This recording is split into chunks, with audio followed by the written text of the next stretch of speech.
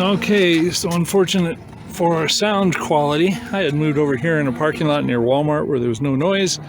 As you can hear, now the guys are over there trimming the trees. So springtime is here, so I'll do what I can. I may have to do a voiceover if it's too loud. I apologize. What's up? Yeah, it's time to move on. It's time to get going. What lies ahead, I have no way of knowing. But under my feet, baby, the grass is growing. Yeah, it's time to move on. It's time to get going. Good morning. Here we are in beautiful Arizona. I'm in just outside of Tucson in Oro Valley. It's a beautiful day. The wind's not blowing, so hopefully the sound will be good on this. What I want to do is share with you, well, first of all, it's really cool mural over there. You can zoom in on it if you want to, Oro Valley. Anyway, this is my 2003 GMC Safari, and it's a passenger van. Of course, I've done a no-build, van build, and done videos on that. But what I want to talk about is the utilization of the stock rack that comes up there. So let's see if I can point her out right there, right where my finger is. I'm going to walk in on it now. And things you can do with this stock rack. Now, it doesn't have to be necessarily on a Safari. It's just a Chevy product, and you can adapt what I'm going to show you to other kinds of products if you want to. So from the side here, I get lots of comments that people are surprised to know that I even have solar hooked up on here. And I'm going to give you a little preview of the solar as best I can. Anyway, I have two 100-watt solar panels of 39 inches long each.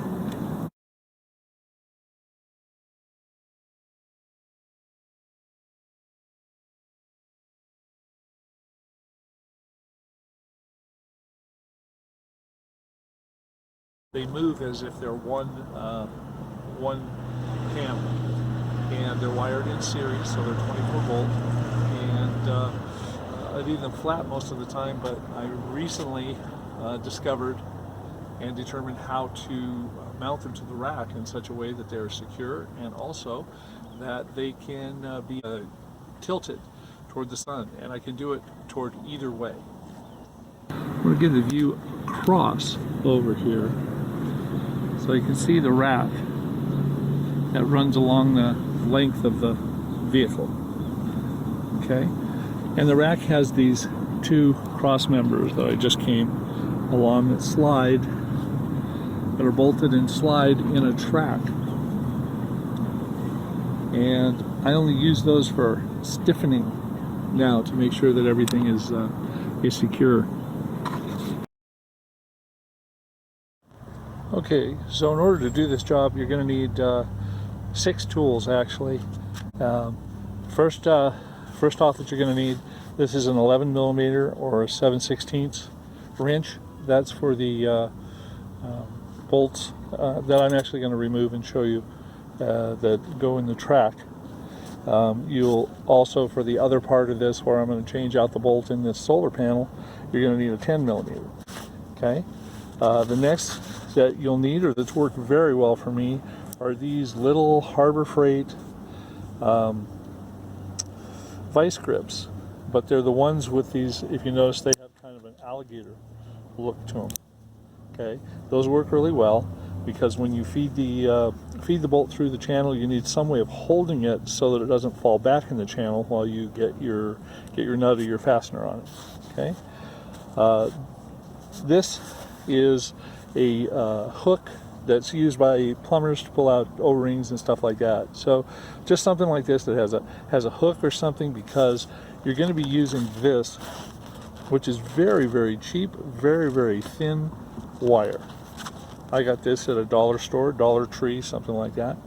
And its real usefulness is just for, we'll show you, being able to feed through the track. And we'll show you how that works. Yeah, and this is actually the most important tool I didn't even talk about yet, sorry. This is a magnet pickup tool, and it telescopes out Got to do it with one hand because I'm holding the other one here, but it telescopes out. But the key thing about this, it has a magnet on the end here, but notice how small that is. That's really small. Here's my thumb right next to it. Now they have those that are really big, and those won't work anywhere near as well or effective as this. So if you can go to Harbor Freight or whatever and get one of these for $3 or $4, the small ones here, that will help you the most.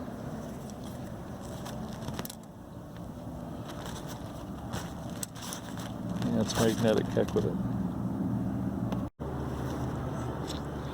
Okay, so hopefully you can see the angle iron here, the bolt that's connected to the panel here. These nuts right here, I've already loosened one of them, but this is where you need your 1mm for, to be able to loosen both of them. And if you can see here, this will slide forward. Now this is free. Okay, I'm going to show you what I do with this cheap dollar store wire, and hopefully the shadow isn't going to make it too hard for you to see. But here is the carriage bolt. Now what I'm going to do is take the end of this wire, and this wire we're going to use to get this fed into the track. I'm going to wind it several times with a bit of force around the threads. Okay, now this should keep it enough that we'll be able to get it into the track, and you'll see what I mean in a minute. You see how that kind of holds. I got this idea, let's see, I got this idea from a tool that was in a universal trailer hitch, and what they had was they had a curly Q type of thing that you actually threaded the bolt into, and then you were able to feed the wire into where it needed to go into the trailer hitch. So anyway, need to do that and be ready to do it several times because sometimes it slips. That's also what we're going to use this for, is to try and get it out of the trough. So I'll show you that in a minute. Okay, so the key for working with this rack and putting the carriage bolts in to fit in the tracks here is to look at the top of the rack, and you'll see it has these two holes, and under those are mounting screws for the rack itself. Well, what you need to do, is what I did, is drill out one of these holes. And it's not large enough for the head of the 1/4-inch carriage bolt to fit in there, and you need it to be able to fit there so that you can pull it through the channel. So anyway, that's a 5/8-inch hole that I drilled there in order for it to go in. But I think you can pick up the key portions of it, and if you understand to drill this hole out first, that's going to be your way. You don't drill it all the way into the roof, you just drill it enough so that you can get that carriage bolt into the track. Okay, so I have background music in the background. At least I don't have guys doing the trees. Alright, so I wanted to show you better, and hopefully this will show up. Here's the hole that I showed that you have to drill. Okay? I'm trying to do it from two angles so that you can see it real well.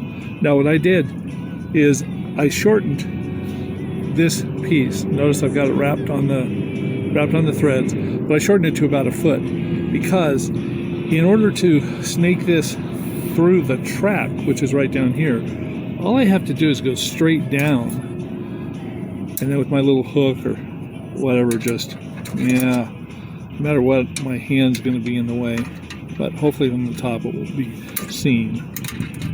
So anyway, being able to pull that through like that. So that's why I only need half, and you see that's going to feed that bolt right down through there. The reason you would need longer and to snake it is if you are, and let me see if I can get this, if you have things that are hooked somewhere else in the track, okay, then you need to snake this behind whatever's sticking out there. That's the reason to have a long one. So, anyway, I'm going to feed it straight down like this, and it's in the hole, which means it's in the track. So now what I want to do is very carefully, I'm going to pull this very hard. I just want to pull it enough to get the bolt itself and through. Okay, I was lucky to do that. You see how the bolt is through now? Now I can slide this kind of wherever I want, but once I take the wire off, then it's gonna slip back inside. And let me show you. I'll show you how that works. Anyway, so there, and oh gee, how do I catch it? Well, that's why I have this tool right here. So if I stick this through here, this is the magnet. Hopefully I can get it going through this way, otherwise I have to go through the track. There we go. And I have it again and pulled it out. So I'm going to rewrap this again several times around the threads. Okay. I'm going to feed it straight down through the hole. This. I don't know if I can. Straight down. Reach through with my hook and pull that end out like this. I'm going to feed the carriage bolt into the hole and drop it down. Now it's in the track. Now I'm going to just kind of move this just long enough to get that to stick out. Now so that it doesn't go back in, that's what I'm going to use these for. Channel locks. And I'm going to clip it close. Now that's not very tight on it. I don't want to hurt the threads. But see how that is now?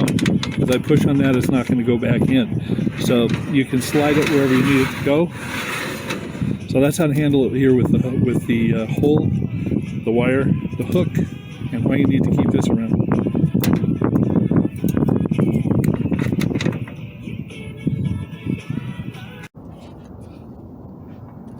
So back to it again. This is the bolt that I'm going to be changing, this one right here.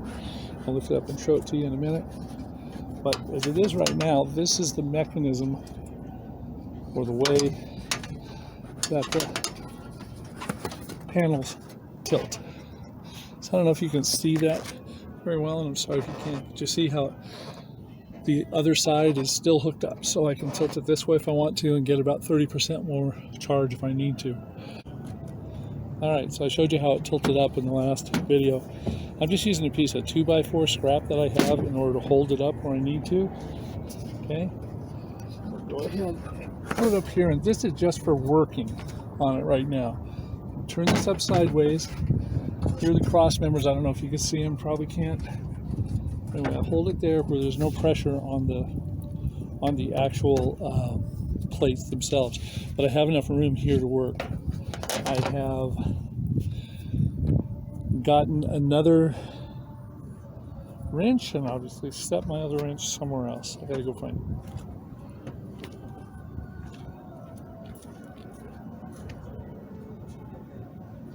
Right, I did. Put it in my pocket, which was the smart thing. So, here we go. So, what I have, what I'm going to change these with, hope you can see these, if not I'll do a still. These are 1/4 inch by 20 threads. That's the number of threads per inch, so that you can match it up with the nut that you need, by 1 inch. Okay, and these are called grade 8, and that's because they're much stronger across this narrow part here. These, due to vibration and stuff, could eventually break. These probably won't, so I just feel more comfortable putting them in. Plus they look cool because they're gold colored.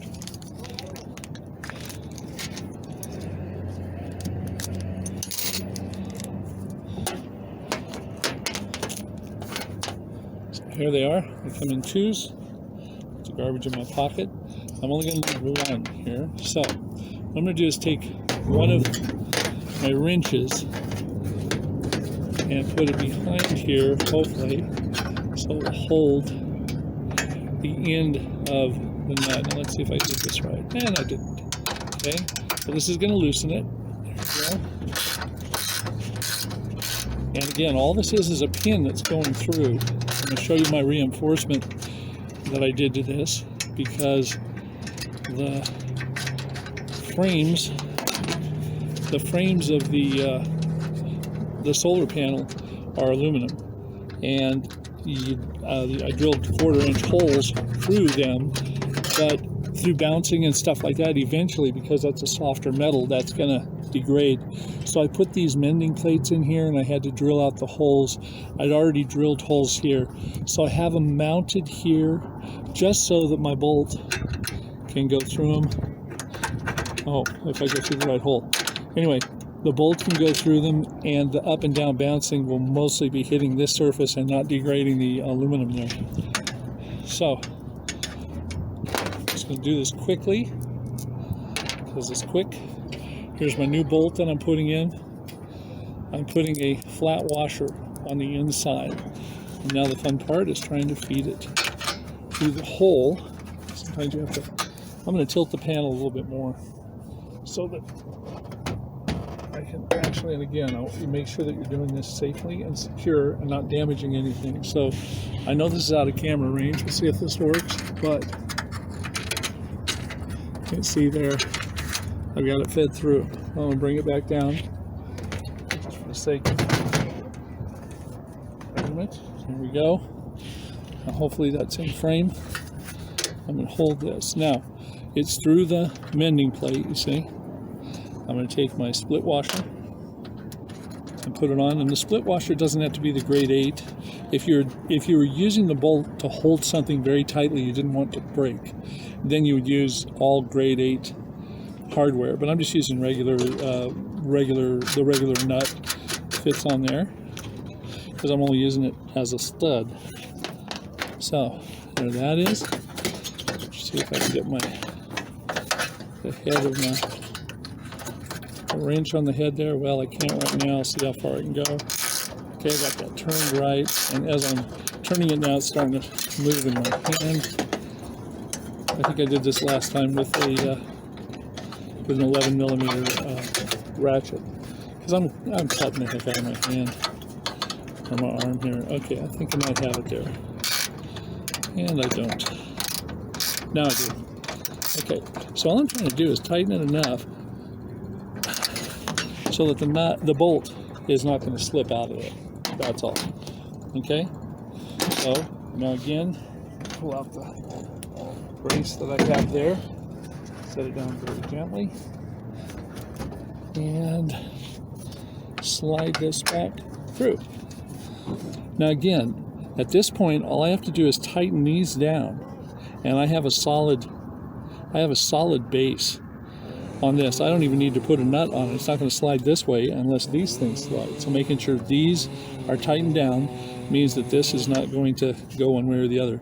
And by the way, this is a 4-inch angle iron, I think, 5-inch angle iron.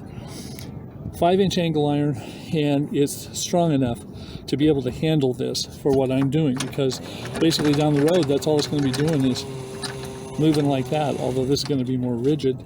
And when I hold it up, unless the wind blows, unless it's a hurricane, but then the van's going to blow away if it's a hurricane. So at that point, it really doesn't matter. So this is going to work really well, but I'm going to leave this loose. You can tighten this up if you want.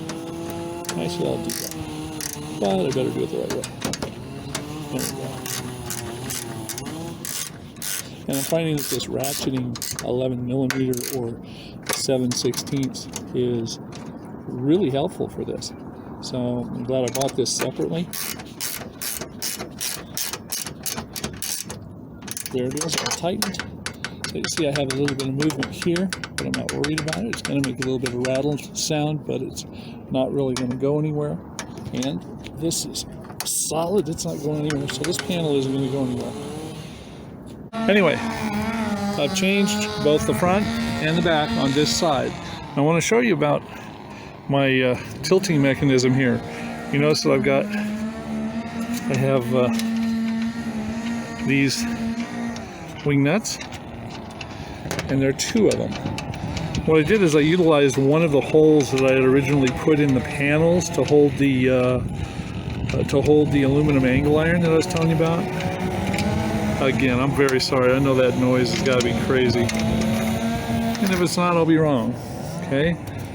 So basically these are going to come loose in just a second, really loose, probably fall down, make a noise. Anyway, I'm glad the economy is better and people can do their job of destroying the nature that wasn't ever nature here. There's my environmentalist thing. Okay, so as you can see, I was very stupid and put the wood right under right under what I'm trying to take off. So I'm gonna have to move it. Sound quality on this when we did it live was not good enough, so I'm doing a voiceover now. So what I'm doing is, you can see the panel is tilted toward the driver's side, and I'm undoing the supports.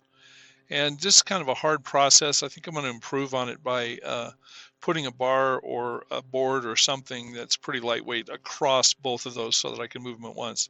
So what you can see here at the corner, see here at the side, you can see where I've taken the wing nut and such and hooked it up to the stud that actually hooks into the angle iron that connects the panel to the track on the roof rack. And so you set that up first, then try setting this up, and you set both sides to the number of holes that there are. Then I started with my left side and pushed the stud on the bottom of that into the angle iron, then on the right side to the angle iron. Now, then I'm taking the time to put the wing nut on. The wing nuts on the top that are actually moved onto the panel are tight. These should be tight also, and then it will be tremendously secure. As I said earlier, probably a very, very, very bad wind, hurricane, which we're not going to get here in the desert, or hardly any place else I'm ever going to tilt the panels. I'll be smart enough to take them down otherwise. It's going to be plenty secure. In fact, you could drive off with this way. Now, I want to say that when you lift up the panels, it's a pretty vulnerable feeling. So you need to have an escape route. You need to have a way that if you know that it's falling, either that you can get your fingers the heck out of the way, or you can quickly put your hand up to hold it or something like that. I haven't had anything like that happen yet, but I'd hate to see someone get hurt because you weren't thinking about that. I'm going to show you 4 stills of the panels up from the front of the van and back of the van, first facing to the on the driver's side, and then on the passenger side, depending upon which way obviously the sun is or where you've had to park. I'd like to say by way of disclaimer that this is not an instruction on how you should do this. This is just a documentation of how I did it on my van, and it's working very well. I have had no failures or anything like this, but I'm not taking any responsibility for your build or how you would do it. I have just tried to chronicle how I did it on my van, and I hope that it gives you some ideas how you can safely mount your solar panels to this type of roof rack, and I hope it's helpful for you. I look forward to you in the next video.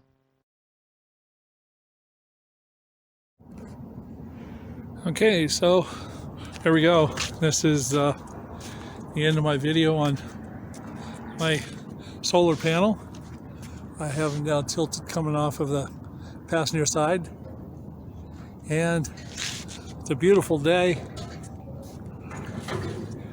And you know what's really cool about this is I made this with scrap stuff and about, except for the aluminum that I originally put around the frame of the solar panels, probably let's see, I think that was probably 20-25 bucks, I'm not sure.